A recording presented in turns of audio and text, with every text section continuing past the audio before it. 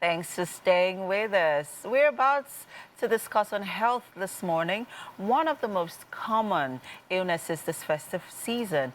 And to do justice to that in a bit is on the couch Dr. Samuel Adebile. He's a medical doctor, a family medicine specialist in training, an entrepreneur and philanthropist. His interest lies in improving the health of the general population, which he does in his practice as a doctor. And so today we talk about acute upper respiratory infection.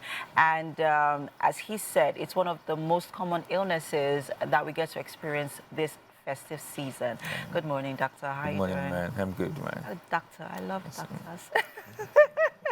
Good to have you here with us. So generally, when we feel a little bit of sore throat or any sort of discomfort in our throats, we either attribute it to malaria. Exactly. Yes, yeah. Or cough, flu. Yeah. But then it could mean other things. Yes. So talk to us about, what it is. What's an acute upper respiratory infection? All right. So as you've said, acute respiratory tract infection means when there is an inflammation of the upper respiratory tract. That's the part of the respiratory tract apart from the lungs, which includes the nose, the pharynx, the sinuses, the larynx. The larynx. Yeah. Right. So, but the lungs is excluded from it. Okay. So, and this can be caused by viruses, which is the most common. Viral infection is one of the most common causes of upper respiratory tract infection. Okay. We also have bacterials, we have allergies, and the likes. Okay. Now, what are the things to look out for in terms of the signs and symptoms?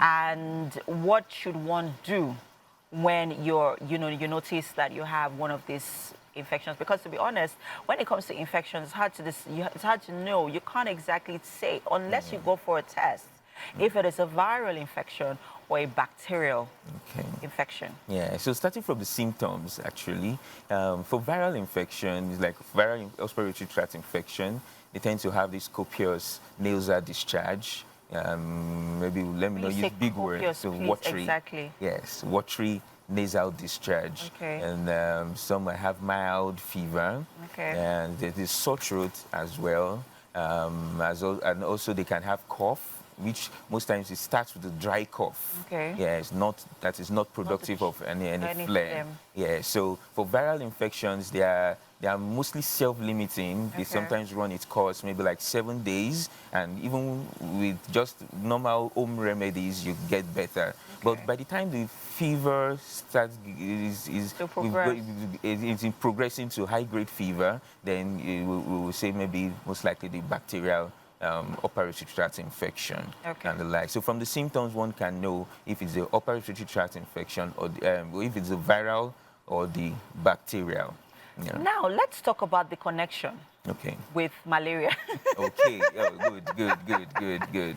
I think we need to address that. Yes, because, we need to address it because I know that so how I know my kids have malaria is when they complain of having a discomfort in their throat. Yeah. That's how I know that, it's time to go see a doctor, especially if they're not having any of the flu symptoms like cough or catarrh, right? So what's the connection, please? No, so there's no connection per se. Yes. So it's just a myth. It can just be a co-infection. Oh, we're in a malaria endemic society, so people feel anytime they have cough or catarrh, the next thing is it's malaria. And that's why we're having resistance to most of the anti-malarials now. Right. Yeah, so I tend to advise my patients, it's better to run a test first. Confirm if the malaria is there before taking medications for malaria. Because some of these symptoms we have, with just steam inhalation, you can get better. Now let's talk about some of those home remedies because not many of us really believe in it. Some do. Now, I think there's an important or a salient issue that we need to address, which is people are always quick to self-medicate or go and take agbo or go and take bitter leaf water or water leaf water or all the vegetable, all the green juices. Green juice, exactly. So, kindly advise in terms of home remedies, what would you suggest? Let's start with kids because it's very important as for parents, who have kids that are always dealing with, these issues. So one of the key ways to, the first thing to do majorly is to hydrate the patient, especially kids, having that watery nasal discharge, they're losing fluids. So you want to hydrate as much as possible. Okay.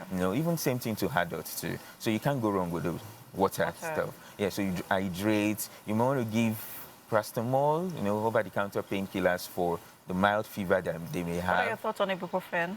Ibuprofen, good. Yes, it's good, but you can start with something mild. It's not that serious. That's serious, Yeah, so you can start with paracetamol. Because these days, I see people abuse ibuprofen and start having gastritis. Ooh. These purpose sensation in the chest. Even for children, younger children whose parents have given overdose of ibuprofen, and they start having these upper respiratory, the gastritis. That's peppery sensation in the chest. So you can give paracetamol, it works well.